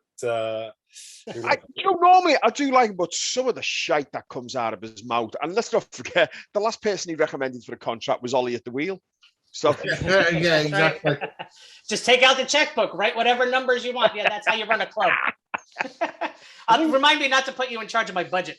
The thing with Sterling is, he's for me, he's the most overrated player I can remember seeing. Because he's 2 seasons at City, 1 assist. I mean, that's pathetic. But he's I think. Listen, let's not sell Sterling short. He played for us. He serves a role in a particular setup. He can be the guy who does things that you need, but is he the guy that can break into our starting 3, our 3 front line? Of course not. I wouldn't put him up ahead of anybody. Liverpool, put it this way, we've got 4 players definitely who are better for them. We've just been talking about one who's coming through. Like Liverpool are going to pay 300 grand for some fella who he's not even getting in your top 4 forwards, and we're going to give him 300 grand a week. Right, I'd love to know what planet some of these people are on. It's like idiots who are fucking advocating for Suarez coming back at the beginning of the season. Oh, he's a better option than Divock. Yeah, Divock's doing it for 50 grand a week. Right. I think, when people tout these players, I don't think they realise the wages. Finances, You missed the quiz the other week. Divock's doing it for a damn sight more than 50 grand a week. Divock is on 80 grand a week. Like, Divock will be on 80 grand, heavily incentivized 80 grand. We had a quiz about this. You were on the somebody doesn't listen to the podcast. Hey, do you know what? Please tell me you didn't believe the bullshit about Nat Phillips being on 80 grand a week as well, then. No, he didn't get mentioned. No, we knew he was on 80p a week. What was your price for Divock? I can't remember. I have to look. If you go back and listen to the podcast, like you probably should do, you'll have heard the quiz in its states. It was 70 grand a week. Urgent news. Is Matt drinking something other than hot water with a squeeze of lemon in it? I am. Yep. What is that in your glass? I am drinking Erdinger alcohol-free wheat beer. Alcohol. Just when I thought you became a man. Less than 0.5% alcohol, You know so what, it's got a little bit. On the water in tribute to Matt. Why would you drink alcohol-free beer? Exactly. Because it's It not. doesn't You know what? drink I alcohol. want 100% of the calories and 0% of the fun. Yeah, but I can't drink. He's not a drinker. He's not a drinking man. I know, but drink Yes. like go back to your lemon tea then. I don't get people who No, drink alcohol. I like the taste of it. It's The nice. taste. Drink a Pepsi. I know it. And what is it? Erdinger. Does it actually taste like beer? This is It probably tastes the worst- exactly the same. the worst excuse for product placement I have ever heard in a podcast ever. So Erdinger. we've just gone from It's beautiful. Isn't that what Klopp advertises? Yeah, you don't scrape the foam off the top of an Erdinger. Yeah, Never. exactly. That's a faux pas. Skim and Yeah, Erdinger. so we've gone from Erdinger to Pepsi in the space of 2 desperate minutes. Coca-Cola, if you please. I don't know how big Pepsi is. Moose, you know we don't do product placements on this show. Sometimes when I'm sitting there listening to Radio 365, I say, thank God we never sold out. And while I listen to the smooth sounds washing over me. While you're looking at your calendar on your wall and Yes, listening to stress the day by 365, 365, marking off me days. I think, thank God I never sold out. Yeah. And then I buy some more cards and other Christmas treats. Don't forget Valentine's Day's around the corner as well. I only think about when I've sold out while I'm listening to 365. So, gentlemen, I never listened to anything else, Manny. What was it called again, Manny? What was it called again? 365 Radio? Thanks. Do you know what? I'll have to That's what all the kids listen. Listen, I don't listen to it. It's what all the kids listen to. actually, definitely I not believe all the so. kids listen to. So, gentlemen, this coming week, this coming week we are playing. Points to anybody who can tell me? We are playing Brentford. We are playing Brentford, yes. If the Irish wait. one comes Yeah. through for me tomorrow, I'm going to be there. Nice. We are playing Brentford. It has also been moved to a Sky game as well. Saturday. 5:30. Yeah, and of course, following that, can anyone tell me what the good news is that follows that? Porto. Champions League. International break. Oh, fuck me. Hey. It's a weekend. My wife can actually get me to do something then. No. We played Porto before the international. Play break. Porto. There we have an international Sorry, break. that's what I thought. Yeah. Yeah, we love an international break, don't we? We absolutely love an international break. 2 weeks of fuck all to do, basically. 2 weeks. 2 weeks of what? Well, it gives me time to finish the video. No. My wife's going to ask me to do things. She's going to say, when does Liverpool play? I'm going to have to say they don't play. And she's going to give me a laundry list. Hang on one sec. It's not. We've got Man City. We've got Man City. No. That's They're after giving the them, break. they give I them a think. reprieve for the ass whooping they're about to get from us. I know he's right. It's City before the break. I know it is. Do you want to know Ah. why, Moose? Because you remember I asked, did you want my ticket? Because And I said yes. Yeah, and I said yes. Yeah. And you can have my ticket, my friend. Thank you very Fun much. fact, first Liverpool game I attended, Liverpool Man City. It was Liverpool West Brom, wasn't it? Fun fact, Keith is 100% correct. It was West Brom away in the Midlands. Yes. And I've never seen a grayer, duller city with more fat men wearing a jersey way too small for their fucking frame than You when live I in sat America. at the when And I you sat live in at- America. and I live in America. So this is saying something. We know fat people here. Yeah. A bunch of Definitely in extra Birmingham. large men in extra small shirts. And I sat in the home section because a friend of a relative signed up to be a member to get me tickets. And I could not celebrate a single moment because I was getting the stink eye the whole time. And that was the one, if you remember, Skirtle was tackled from behind and then called for a penalty in the box. That ended a draw. Then I went to the... Now you're a... Hey, Manny, you're gilding the lily there. Okay, you were there. Hey. I'm just proving you know what just else how that- much I was there. How much I was there. I still think, Keith, that it's amazing that Manny can turn up at Anfield and he's walking around the front of the stadium Oh, and who the do only I person see? he sees is me. So- What glorious face do I see walking past the Paisley gates? But our very own the Moose. And I Yeah, shout very- out, he's well past me, and I just shout out, I scream out Moose. My my sister's husband's cousin. It says, he's like, who are you screaming at? And I'm like, that guy. He's like, how do you know him? I go, don't worry about it. I know that guy. It's the long story. Yeah, and of all those people, it's a very strange. That was the day we swapped tickets, Keith. Go all the way back in the day. That was. I took my wife gloriously into the Cop, and she decided never to go again because she didn't want to smell weed and farts in the same place for 90 minutes. What game do you think that was? Don't come to my house. Yeah. Sorry, what game do you think that was? That was Sunderland, wasn't it? Oh, I thought you said Man City. I was going to say. No, that was Sunderland. That was Sunderland. Yeah, that was Sunderland. Yeah. I was sat right next to. This was right when Werner and what's his face took over the team, and I sat literally right next to Werner, and I started talking to him during the pregame festivities. And, thanked him for taking us out of administration. And then I pointed out to him how much I hate the Red Sox, though. He probably thought you were a safe bet with your accent to talk to. So, gentlemen, Brentford, are we going to be turned over by the upstarts coming up? Home or away? Away. Here's what I'm going to say about Brentford. What I love about them is their passion and just their general excitement to be in the Premier League, right? They're kind of the team that you root for rather than against in a neutral match.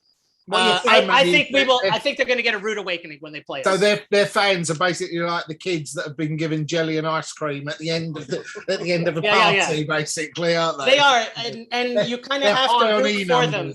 I'm also a big fan of a promoted team who goes for it, right? The teams that try to play it safe and not lose points, I can't get behind them. But a team that puts their neck out and tries to win a game and play attractive football and, win or lose, at least they gave it their all. I can get behind that. And I feel like replay Manny his criticism of Leeds from 2 weeks ago for being stupid enough to come out and try and play. They're their second year in. They're their second year in, and they haven't fixed their problems, is what I believe the record will show. My statement was, in their second year in, they haven't fixed their issues. Right? Sorry, I'm just to agree with Moose. You slagged Norwich off for the very same reason last night.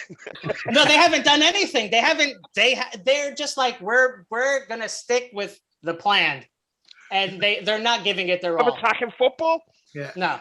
They play attacking football. When do they attack? I genuinely think that Brentford will look at this as our season is not going to be defined by our results against Liverpool games. And go for it. I think it'll be lesson learned. Honestly, I think it'll be lesson learned. I think, like you said, they don't care about the result in this one. They're definitely going to be played off the park, and it'll be lesson learned for them. It'll be one of those that they watch the video and they go, let's see how Liverpool played the game. We need to replicate that. Yeah. James. It'll be it's going to be like all the previous games. I think we'll score, then we'll fanning around. They'll have a couple of chances. I'll start writing negative shit on Facebook, and then we'll win the game 2 or 3-0. Keith. I mean, they won 7-0 yesterday. Keith. Mate, I'm looking forward to it. It's always nice to play a little bit of a different team, and as I said, hopefully I'll be down there cheering them on. So it's all good for me. Right, I know what Matt's going to say, but let's hear it. I reckon we'll win 8-0. I thought It'll be going out on a limb. 8-7. I'm telling you. You're going to say that every week because one day it's going to be correct, isn't it, Matt? Yep. We nearly had it with the Palace 7-0 last year, didn't we? I know. Yeah. So close. We have class. It'll never get to an 8-0. We're nice. So, gentlemen, the last couple of bits we need to talk about. We have got there was a couple of bits that were brought about in conversation when they were desperate to find something to talk about. And one of the ones I latched onto, and it is a bit of a subject to finish on, was our probably 5th choice goalkeeper. Yes, he who shall not be named. And how he's handled his career in the last year. Anybody hear any of that being spoke about? Does anybody know where he is? It's the fact that he must just want to be run down his contract now because he turned down that move to Basel because he didn't want to take a slight pay cut, didn't he? Yeah. So that just says he just wants to say. I don't know why Liverpool just don't say how much do you want to go, mate. Just But No it just worry. seems like In all honesty, it seems like the Winston Bogart. I want every single bit of the money you owe me, Liverpool. Yeah. Sound, just wait out the year, then, mate. In all honesty, that Real Madrid final, he lost us that match, right? It's his mistakes that directly led to goals. And a better keeper would have kept us in that match the whole time. Well, I don't know. There was still the overhead kick. It is, but The overhead kick, I've yes, seen but he had the I've seen other rollout players that use led it directly possible. to the goal, right? And then he had the one right to his hands that he let go right through him. And then, yes, the overhead kick, there's nothing you can do about that. But if you save those other two or you prevent those other two, you're at a 1-1, right? Aren't you at that point? Do you know what? It's not. It's a fact. Although they were the goals, I've never just blamed one player for losing you a match, even though he was crap. I've never castigated it. That's that one single player. That was all that moment. You can do, but it's not that. He had the chance to move on, and he just has it now. So players like that, you're obviously just here for the money. You're not here per se, but you're just playing football for the money. You don't want to play the game, which I can't understand. Do you know what I mean? And as you said, when your fifth choice with Adrian 2 places ahead of you, do you know what I mean? If that's not time to knock her on the head, I don't know what is. I agree totally. Exactly. Yeah. I'm just worried for the lad that someone's going to turn on the light in that physio room in that stadium we played Madrid in, and he'll still be there lying on the bench with concussion. Yeah. He's going to wake up in the shower like Bobby Ewing, isn't he? He's going to come strolling out of the shower in the Bernabeu and go, all right, lads, what's going on here then? It's, very, The fact is, if Salah didn't even go off injured, he wouldn't even be in that place where it would have mattered, because he wouldn't even be getting an hour half. Do you know what I mean? To me, in that game, that's the biggest turning point in that game, Salah going off. So it's been a long week for Liverpool Football Club. I think the last thing I'd like to talk about is exactly how brilliantly our new laser corrected. By the way, do you realise we're unbeaten since Jurgen has stopped wearing glasses as well? So because his doppelganger now doesn't confuse people on the pitch, right? Because you got that other guy who has Jurgen's glasses, Jurgen's haircut, Jurgen's beard, Jurgen's face, and you're like, hey, buddy, time to fucking get rid of those glasses. No, he's going to go for his corrective surgery. And then we're going to talk about one last thing. So I'd like to talk about how brilliantly so far he's shuffled the pack and managed the squad and put the twatterati to rest with their let's buy some players, James, isn't he, really? It's funny because someone said during the week, Klopp's one of these managers who just plays the same 11 all the time. And I thought, wow, it's amazing you can get paid for a job when you've clearly done no research, because I mean, he regularly just ticks the team over 3 or 4 changes each match, bringing players in, and then we'll swap it around completely for the cup games.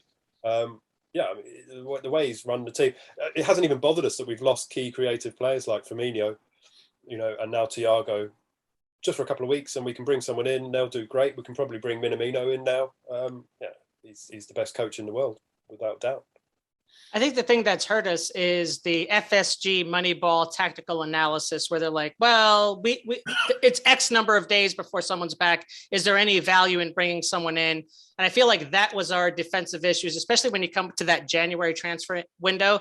We always do our business at the beginning of any window, right? We never do anything last minute. And then we're doing things at the end of that January window because we're like, oh shit, yet another defender got hurt. Right. So it's a worst case scenario.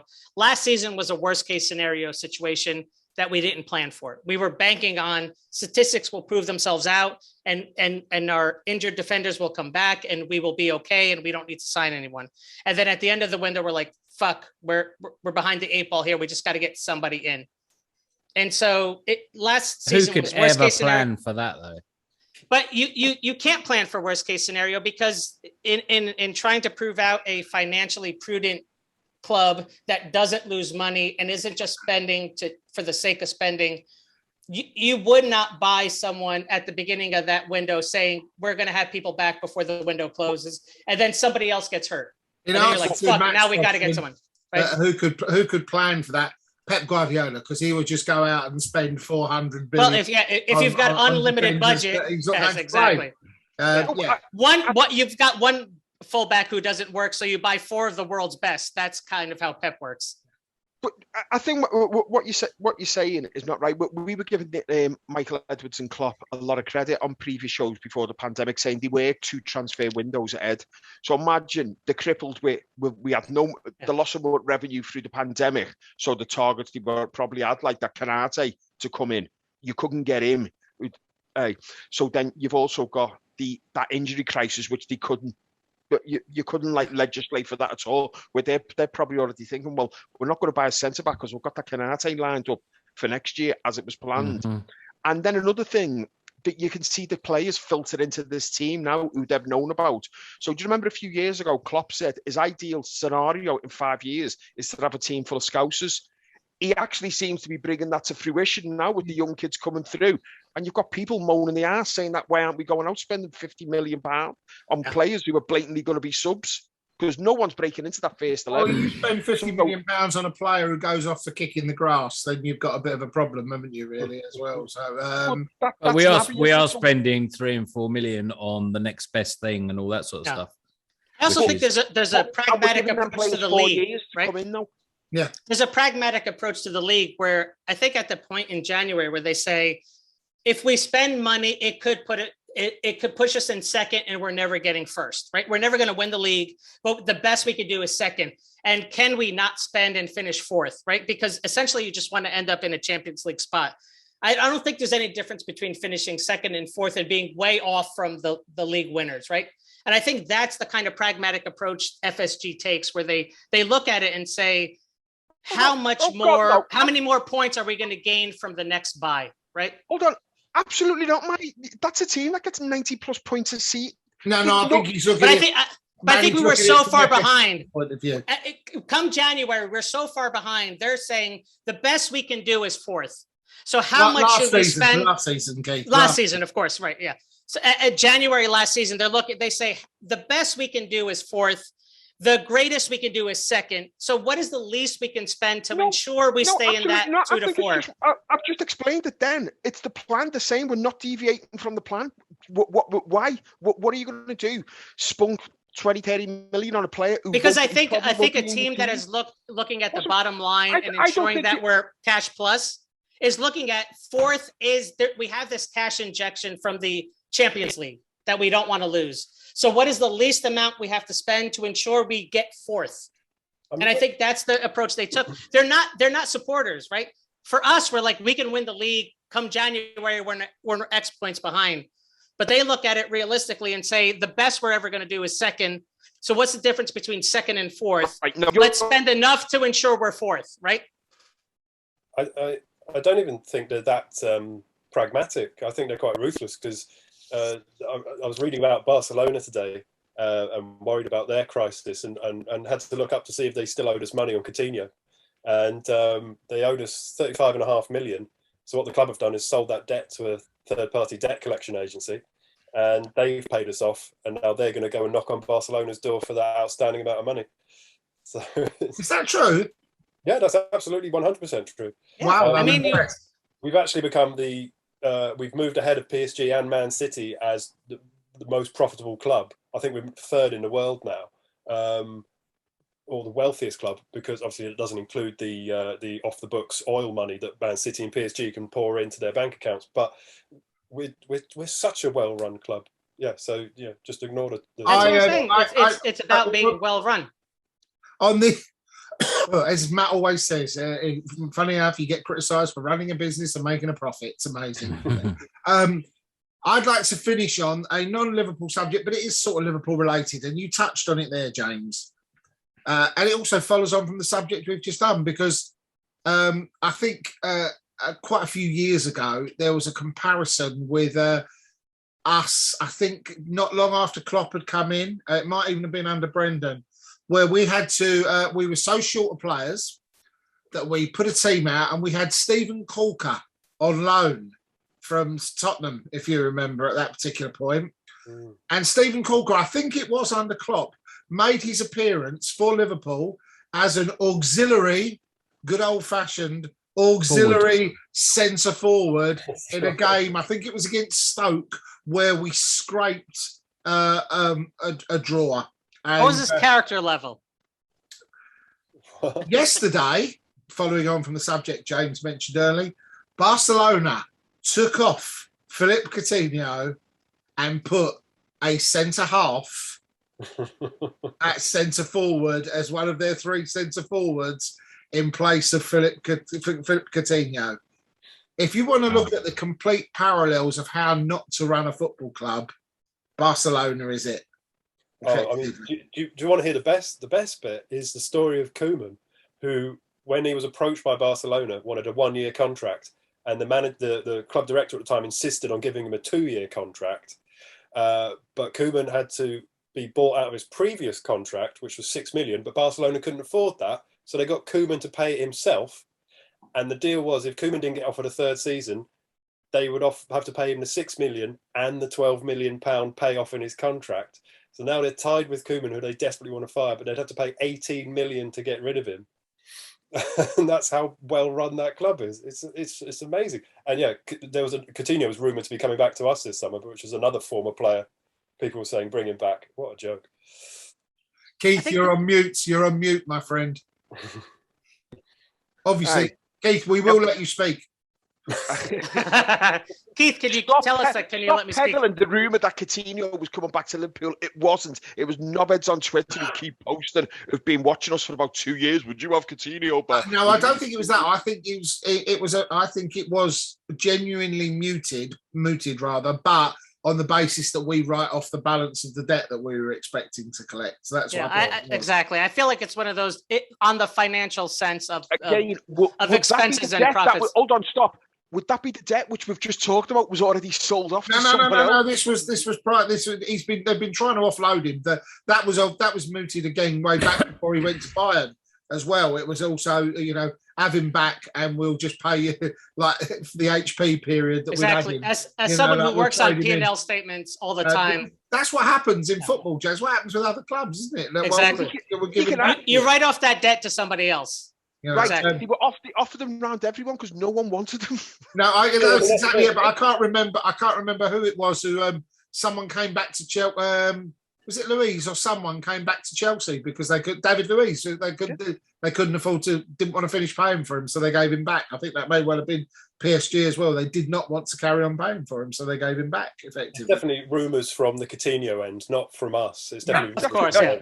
Could you please have me back? Exactly. I would say, as an American who football is maybe the 8th thing down the line for us, right? The one thing that I noticed is the misinformation amongst the news, amongst the agents and the football clubs is completely far apart from anything we hear here. Any rumor we hear here is more or less truth, right? Like if they say this person is itching to go to this team, they end up at that team. And I feel like with English football and the way transfers work, you get a little bit more. You have the club saying one thing, you have the agent saying another thing, and the papers simply pick up the person who makes the most noise and will attract the most clickbaits, right? There's so much deceit in English football. But I mean, you look at the Wijnaldum transfer, he looked pegged on to be going to Barcelona, and then all of a sudden he went to PSG, and you have to look at it and go, that's weird. What's happened? Well, there?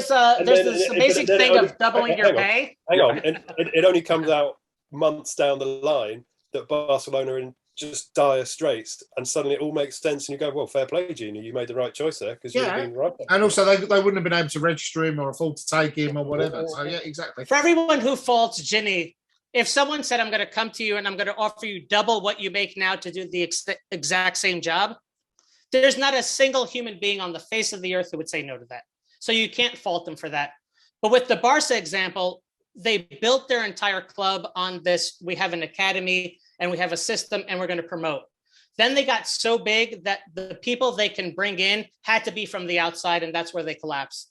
Their system of building from within completely went away. There's no more Busquets, there's no Xavi, there's no Iniesta. We took their people from within to come and rebuild our academy, and then Manchester City came and took them from us after that as well. They gave away their system in order to continue to try to stay at the level they thought they were at. Well, anyway, my insight into this is I couldn't give a shit about Barcelona. Why are we talking about it? No, because I was trying to give you the absolute parallel, Keith, and thank you very much for rounding it off with your usual I thought it would. charm and style. What city does Keith live in? The parallels between the two clubs, where we were when Jurgen Klopp joined us, as opposed to where Barcelona were to how we are. And the subject that to round that all up is be careful what you wish for. So I'm very much, and I don't mind wearing the colours on the mast, I'm very much of the opinion that we have owners that do the right thing by the club and do the right thing by themselves. And I'm more than happy to stick with them, to be completely honest. And to all of the knobheads and bellends out there that get onto the FSG out bracket, just have it for yourselves, will you, please? The best person to make a decision is the person who doesn't really have that vested interest. Like the worst person to make a decision about Liverpool is a diehard Liverpool supporter, because their heart is too far in it to make a decision based on their brain. And for FSG, it's simply a business proposition, and they look at it, ones and zeros. And as a supporter, we could say, hey, you didn't bring anyone in the summer. Manny, all right. Can I say something about someone who actually goes to the match? Do you know when you're at the match, no one fucking mentions the owners because no one gives a shit? No. No one gives a shit. There's nothing to give a shit about, because have they put a foot wrong? And in the moments they've put a foot wrong, like with the Super League, they were the first team to be completely apologetic. They're like, "Hey, we got it wrong. We fucked." No. Of all the clubs that dropped out, they were the first. Yes, listen, they completely fucked up because they're looking at the dollars. Not having that. But what's the first? Who was the first club who dropped out of the Super League? Who was the first club? Keith, you're not in the minority. They did exactly what I said in my previous sentence. Yeah. In the Super League, they did what they thought was right for the club and what was right for them running the business. Right. That's and it looks like, as we said a couple of weeks ago while you were away, Keith, it looks like that with the imminent prospect of trying to bring in multiple World Cups every second Wednesday and once on a Friday, that FIFA and UEFA between them are going to force the clubs into saying, poke your international competitions up your arse, we don't need you. We're not paying people to send them off around the world to go and play for you. So I don't know if who else is there to us with. But who else's owner came out and made a statement and said, "Hey, we got it wrong"? All of them. Every single one. No. Yeah. John Henry was the first.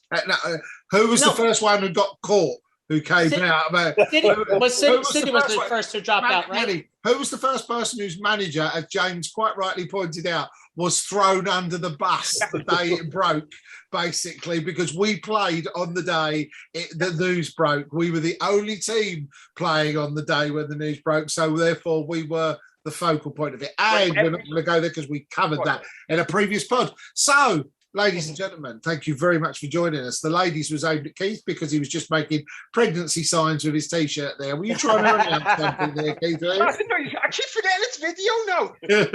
Keith, we're going to need a test. I'm pretty sure it's not mine. I mean, I'm a whole continent and an ocean away. I'm fairly certain it couldn't be me. Yeah, but Keith has the gestation period of an elephant, don't forget, as well. So yeah, but he's been sending me texts left and right, and it's not right. It's made me nervous. And on that note, this has been Pass and Move. I've been Moose. You've all been excellent. Thank you very much, Matthew. Oh yeah, thank you. Thank you, Manny. How are you? Good night to you, my friend. Thank you. I'm so happy we have a non-Matt host episode after last week. If you roll through the B reel, you'll hear me chastising Matt throughout the show about how he's not being the host. The outtakes after the show were superb. And in all seriousness, I thought the Duran, it has to be Austin who ran the Duran name dropping. James, you said it was you? It was me.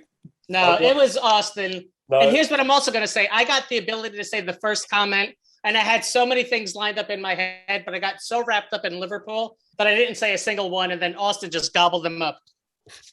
Well, in that case, James, I will bow to your numbers, but let's just say you might have tapped yours in from 2 yards where Austin's were 20-yard screamers into the top corner. Some of Austin's were delivered brilliantly. Thank you very much, James, and thank you very much, Keith. We will see you on the other side. Pass and Move, sponsored by 365 Radio, which you can find on all platforms. I'll let Matt talk about that another time. We will see you after the Brentford game next week, when let's just hope that alphabetical order has been reversed and Chelsea have tripped up and made a complete sea of themselves. Thank you very much, everybody. Good night. Bye-bye. Cheers, boys.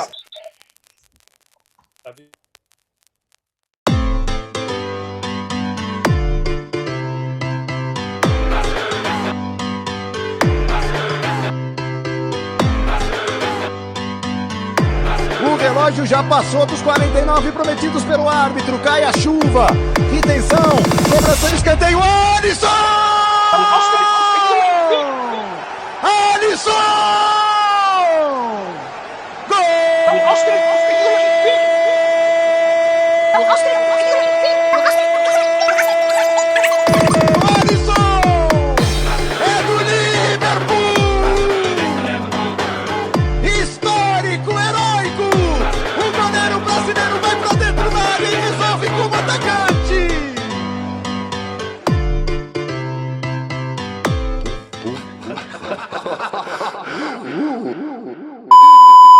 This week we've managed to capture Manny and his all-American outpouring of love and affection for the rest of the Pass and Move crew. Stay tuned as Manny goes all in on his bromance for the podcast. And on that note, I'm going to stop. Boys, I just want to say this podcast is the thing I look forward to the most in my entire week. And because, listen, you guys live in England. You could talk football with your coworkers. And Have you heard that? Have you heard that Ollie's put in a request for Manchester to drop the M so they can be Manchester United? I'll see you later, lads. Bye-bye.